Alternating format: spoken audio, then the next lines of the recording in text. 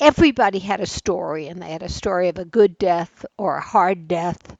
And the difference between a good death or a hard death was often whether they had had a conversation about what their loved one's wishes were.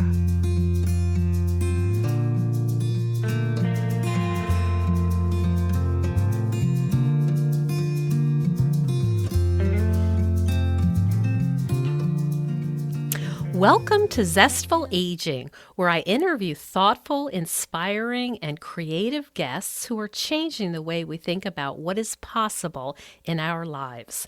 I'm your host, Nicole Christina, psychotherapist and fellow Zestful Ager, and I love to hear from my listeners. My new website, zestfulaging.com, is up and running, and it makes it easy for you to leave comments or suggestions. Our music is courtesy of Judy Banker from her CD Buffalo Hotel, and it will be available in January of 2020. Judy Banker is also a guest, so you can hear my interview with her on the podcast. Well, I've got my Jack Russell Sparky right by my side, so let's begin. Today we're speaking with Ellen Goodman, who has spent most of her life chronicling social change and its impact on American life. As a Pulitzer Prize-winning columnist, she was one of the first women to open up the op-ed pages to women's voices and became, according to Media Watch, the most widely syndicated progressive columnist in the country. Ellen's current focus is the Conversation Project, a public health campaign and a movement that works to change the way people talk about and prepare for their end-of-life care. Welcome to the show, Ellen. Thank you. Appreciate it. You have got some serious awards, and you have made such important contributions to the world of journalism as a woman. Do you want to first talk about what that road has been like for you? Sure. I guess I'm a recovering journalist now. I'm not an enemy of the people, whatever the president says. Oh, goodness. But I spent from my 20s till 69 in journalism, and I wrote a column for 30 odd years during that time, and it was a wonderful time to be a journalist. And at the same time, toward the end of it, my last column was called Letting Myself Go, and raising the question, where do you go when you let yourself go? So I was, for the first 10 years of my career as a journalist, I was a reporter. And then I started writing columns because, as my editor at the time said, I was trying to get her opinions out of the news hole. So that was a joke at the time. And twice a week, I told people what I think. And that's an interesting way to make a living, telling people what you think. It certainly was a wonderful experience. Did you encounter pressure as a woman, being people considering you provocative or anything like that? Oh, sure. And of course, I started covering the women's movement in the largest meaning of that, which is the movement of women from one life pattern to many. And especially the movement of women into the workforce, which was a huge social change. So I started in the 70s, literally covering and talking about the women's movement. And, a lot of people didn't want to hear about that. How did you handle that kind of feedback? I had a cohort group at the Boston Globe, which was my newspaper, which was very supportive. So that mattered. But also, I think it didn't bother me because it wasn't as vicious as social media is now. But I did get, at the time, the equivalent of a Twitter feed was a postcard, and the postcards from people who hated you. They were written all around, and then they were written around the edge, and they were written around the front, and they had a lot of exclamation points and a lot of explatives. We call those haters now, right? Yeah, the haters. Yeah, I mean, it still happens, But I think to me anyway, and this is probably good advice for the younger women who are listening to you, uh, I've always told younger women that you only give a handful of people a chit to make you feel bad about yourself. Those are the people who are close to you. And if they say you've gone off the rails or if they're mad at you, that matters. But you do not give a chit to everyone who has your email address. Did you have to And learn that, Ellen, or is that something you kind of knew right off from the gate? That when you started talking about how you felt and your perspective, people were not going to always embrace that. I think I can't really answer that, but I think I knew a lot of it. I think I felt pretty confident um, as a young reporter. Because when you tell people what you think, they tell you what they think of what you think, and that's okay. Where it goes often now in social media is completely into some sort of vicious and often threatening direction, and that we can't allow, as women in particular, that to scare us from speaking, because then you've lost. And so I think I always had that sense of there are a few people, as I said, who who you care. You care if they think you're in the wrong place. But the rest of them is just that's the way it goes. Just sort of have some acceptance about that's part of the job. Yeah, that is part of the job. And I think I always found that I didn't really worry about that too much. Of course, Talk it's easier as you get older. Yes, that is for sure. I will often tell my clients that the self-consciousness they feel at 20 and 30 will really start to decrease as they get older. Talk a little bit about how you came to develop the Conversation Project.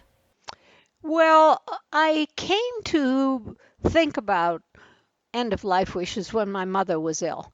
And my mother and I had talked about everything. I used to say that, we had talked about everything except one thing, which was the end of life. And the closest we had ever come to having a conversation about how she wanted to live at the end of her life, the care she wanted and the care she didn't want, is when she would look at somebody who was in a difficult situation and point to them and say, if I'm ever like that, pull the plug. But the truth is that there was no plug to pull. There rarely is. My mother's decline was slow, and she got dementia as an elderly woman in her 80s. And she could no longer tell people what she wanted for lunch, let alone what she wanted for health care. And that fell to me. I was what we a woman who was on the same visiting schedule as I used to call the designated daughter, and I suspect there are a lot of those in your audience. Um, Uh-huh. and uh, I was quite surprised to have that role thrust on me. I don't know. I think I had the idea that doctors made these decisions, and doctors can't make the kinds of decisions that can come up.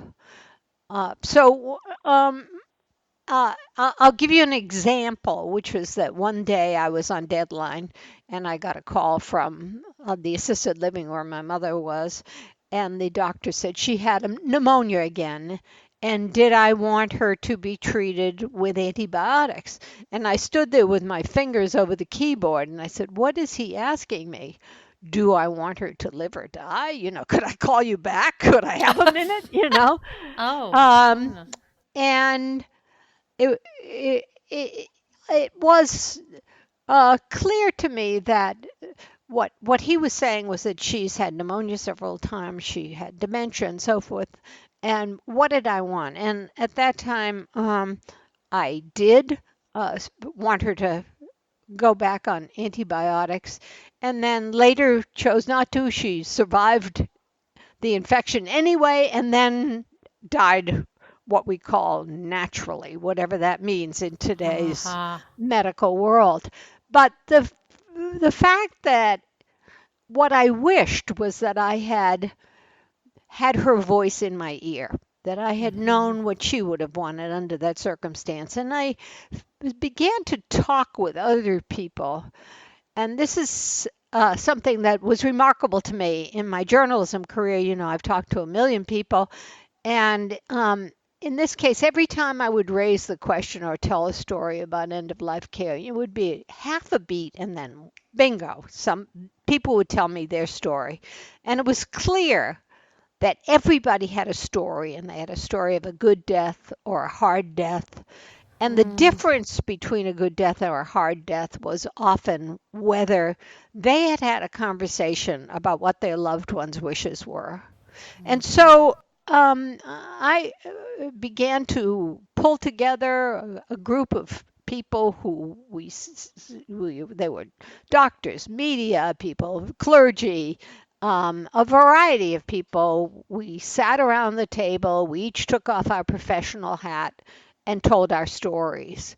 And then from that meeting at the table, we created what we ultimately named the Conversation Project. We were wonderfully fortunate. We found a home for it at the Institute for Healthcare Improvement, which is a phenomenal healthcare institute. Um, and we found a great group of people who came together to work on the Conversation Project. And from that small beginning, we are now in almost every state. We have a lot of groups. We have a toolkit, and we have a lot of you know videos and mostly the toolkit is one of our most impressive. We became basically the Conversation Project is a public engagement campaign to ensure that people's wishes for end of life care are expressed and respected, both of those things. And Did if you you go to use? our website now, what you find that's probably most helpful is the conversation starter kit, which helps people to begin these conversations with their loved ones. And it's been used by over 1 million people. Oh my goodness. So that's It's been really very sustaining. It's just been inspiring to all of us at the project uh, that we are engaged in the business of social change, and it's really quite remarkable. So I've gone from covering social change to making it. to promoting it, right?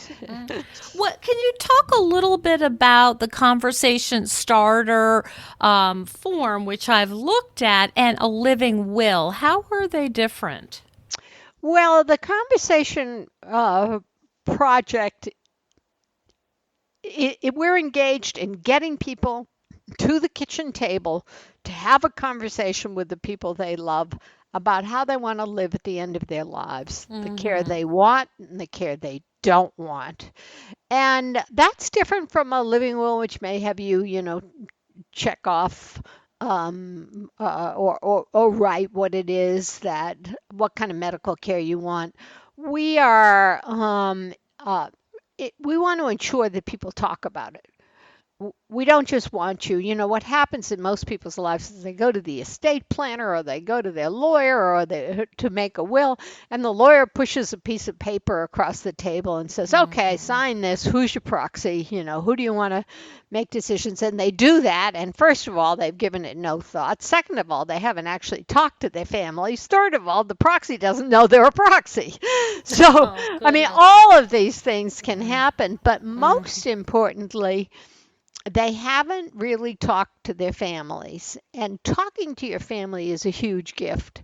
And not talking, we have found, we know from research, that when people have conversations about how they want to live at the end of their lives, their survivors are less depressed, less guilty, and much less uncertain about whether they've done the right thing. So you want to leave your family not is everybody mourns.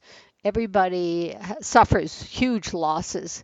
But there's a big difference between when you felt that things went well and things went badly. Hey, Zestful Agers. Last year, I attended the International Federation on Aging's global conference in Toronto, and they've announced the 15th Global Conference on Aging for Niagara Falls, Ontario, from November 1st through 3rd, 2020. Zestful Aging Podcast is a proud partner for this conference, and I encourage you to all consider attending. The conference features prominent experts presenting and discussing critical issues within the field of aging. So head on over to ifa2020.org to learn more, and I hope to see you in Niagara Falls in November. What are some of the obstacles, Ellen, that you found in your research and even in your personal observation? What gets in the way of people having these family conversations? People are reluctant to start. Once they start, these conversations go well, and they're almost always grateful that they have done this, but they don't know how to start. Let's take the dyad that we think about, which is a middle-aged child and an elderly parent. And frankly, mostly the middle-aged daughter and the older parent. And that middle-aged child may be reluctant to start the conversation. They don't want their parents to think they're dying. They don't want to. They don't want to. They don't even want to think about it. But they don't want to worry their parents about whether they are whether this is unseemly, etc. And the adult and the elderly parent doesn't want to worry their children. Period. They don't want to. So what we say is that what we say in the Conversation Project is, for adult children to start this conversation or elderly parents. But if adult children start it, they should begin it by saying something, Mom, Dad, I need your help. It's a rare parent who will say, No, I'm not going to help you. Right. But if you ask for help, you say, I need your help because I may have to make decisions and I need to know what it is that you would want. That's a great way. That's a great entree. I think it's not threatening. It's not, insulting. It's just very open. Yeah, it is. And we do find that when people have these conversations, they feel both relief and they feel good that they have got something on the table. The other thing that happens, of course, is if you have more than one child, or that those children may not agree. And you want to make sure that those children know what you want. It's not about what they want. It's not about Mom loved me more. Right. It's that you want them to know and respect what your wishes are. So that's very critical too for them feeling fine after a death.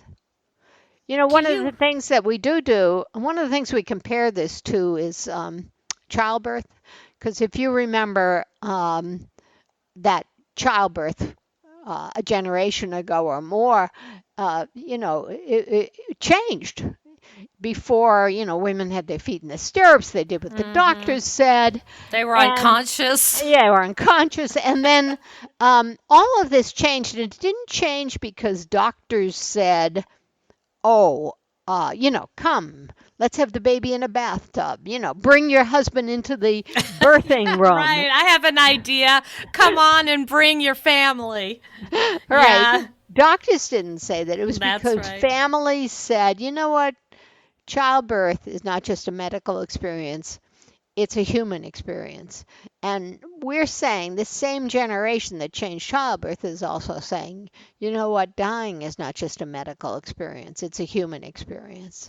How interesting. Have there been any unexpected effects or consequences that you can see coming out of the conversation starters? Anything that surprises you? Well, I think one thing that has surprised me is that this change has been really relatively swift compared to others. People are talking about it more. Remember death panels? Remember what was it, 10 years ago, when we first said that it was first proposed that Medicare and Medicaid would pay doctors for having end of life conversations, and Sarah Palin turned this into Yes. death panels, that we were asking Yes. for death panels, and every politician freaked out. They all dove under the table. Um, and then fast forward, you've had books like Atul Gawande's, you've had projects like ours, you've had other books, Death and cafes. we do Death Over Dinner as well. Mm-hmm. Um, so you've had this social change since then, and now Medicare does in fact pay doctors for their time modestly in having these conversations, but it's encouraged. So I think it's been a fairly remarkable change. I've noticed that too. I was going to ask you about that, but just in my, inviting guests to talk about these subjects, there seems to be a lot more folks doing things like death over dinner, death cafes, death doulas, training death doulas. Just, the idea of pretending it's not going to happen hasn't really worked that well for us. Yeah, right. There's a wonderful headline that came from, I think it was The Onion, which said, the online satirical magazine, which said, death rate holds steady at 100%. That's great. That's great. But That's we've done perfect. some of this with humor too. If you go to our website or you go to YouTube and put in the conversation project, you will see some of our videos, which we have a very funny video on how to pick a proxy, and we have a very funny video on practice makes perfect. It's called. It's on choosing. It's on trying to start the conversation, and has people doing it all badly and then doing it well. Ah. So we try to do this with a lightness of spirit at times, as well as great emotion. And so, do you hire people? Do you hire actors, or these are all staff folks doing this? Well, we did hire. This is the family rate. My daughter, who's a comedian, did produced a couple of these. My daughter and son-in-law produced a couple of these videos for us. So that was really a Perfect. lucky. Keep it in the family. Yeah, right. Perfect. What do you hope becomes of the conversation project? What are your plans for this? Well, we hope that everybody will have a conversation with the people they love at the kitchen table before there is a crisis, so that the norm will be to have talked about our end of life wishes, as I said, before there is a crisis, because a crisis is a terrible time to learn. Yeah. So you're really talking about improving society. Yeah, small way. And, we know that there are we have engaged, for example, faith communities, we have engaged all different ages and ethnic groups and so forth, um, to think about the different ways in which we can promote and make people comfortable with these conversations. And speaking of making society better, do you want to talk a little bit about encore.org? Yes, well, I suppose my work at the Conversation Project is my encore career. Mm-hmm. And I've also been on the board of encore.org, Second Acts for the Greater Good, which encourages us all to reimagine what it is like to reimagine older age, and to think about older age not as a time in which people are a problem, that either they are, kind of a leech on the system because they're not working, or Mm-hmm. they remain working, and so they're the bottleneck, Mm-hmm. but rather we're not a problem. We're problem solvers. We're a huge resource to be called upon to solve some of the problems in American society, particularly perhaps problems of intergenerational of the younger people. And I think that's really wonderful because, for a long time, the idea was you'd retire to Sun City and you'd play golf. Not that I have anything against golf because I do play it. Mm-hmm. But now the idea is that, we have 30 more years of life expectancy than we did 100 years ago. What are we going to do with that to make ourselves and our society happier? Mm-hmm. And finding purpose and meaning in these years is extremely important, both for your health and for the health of the world in which you live and the world you're leaving behind. And that is just, I think people are also um, moving into that, and they're thinking about not when I retire, but what I do next. Um, Mm-hmm. as they get to be even 50, 60, and certainly older, and they're thinking about um, finding meaning and purpose in their lives. Mm-hmm. Mm. It sounds like you are doing that very well. Yes, I mean, I think all of us are, we're trying to, one of the things that you want as you get older is a little bit more flexibility, but Mm-hmm. you want also to retain some both respect and meaning. What is it that I can bring?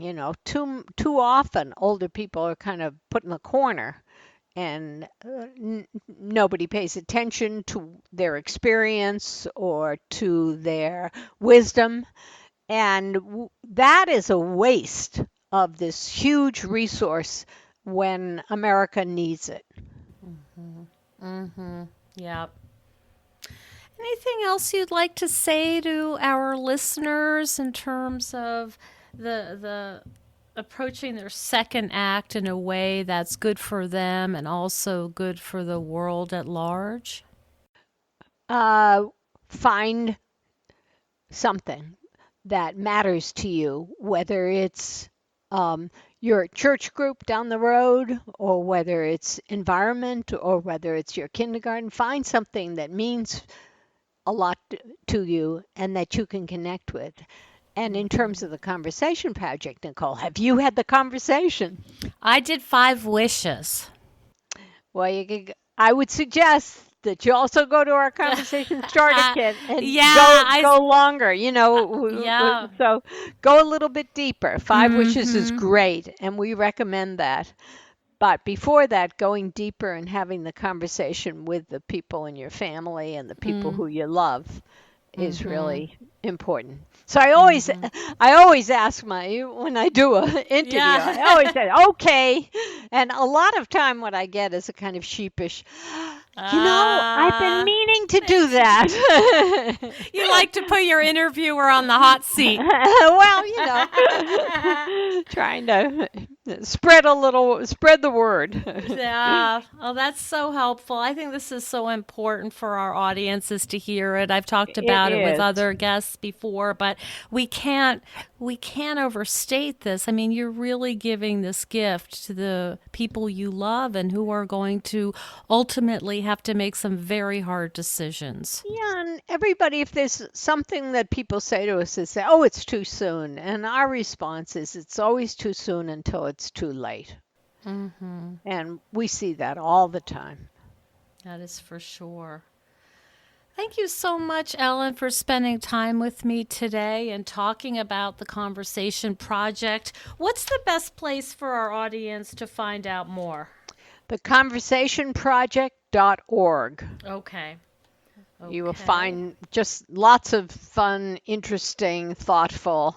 We have not just the conversation starter kit, but we have a guide for families who are dealing with Alzheimer's and other dementias, and we also have a guide on how to pick a proxy. I also saw something about how to deal with having a terminally ill child. Yes, Hmm. yes, and that was a very tender um, part of the work. Thank you so much, Ellen. Thank you so much for joining us on Zestful Aging. If you like the podcast, please share it with some of your friends. I love to hear from my listeners. Send me an email at nicolechristina.com. In this phase of our lives, we're more aware that our time is precious, and we certainly don't want to waste it taking care of stuff that we no longer need, left over from a life that we are no longer living. We know we would feel better with less clutter and more open space, but we don't know how to get there. If this sounds familiar, I'd love you to check out the online course I've developed with professional organizer and designer Carrie Luderin. This course is different than others you may have tried because we give you clear steps to deal with the clutter and tools to help you face the overwhelm and feelings that come up when you're going through your clutter. It's practical and realistic, and the lessons are short and punchy and very manageable, but it has the power to change your life. We all deserve to live in a peaceful home without the chaos of too much stuff. Find out more at nicolechristina.com. And stay tuned next week for another interview with a fascinating and inspiring guest.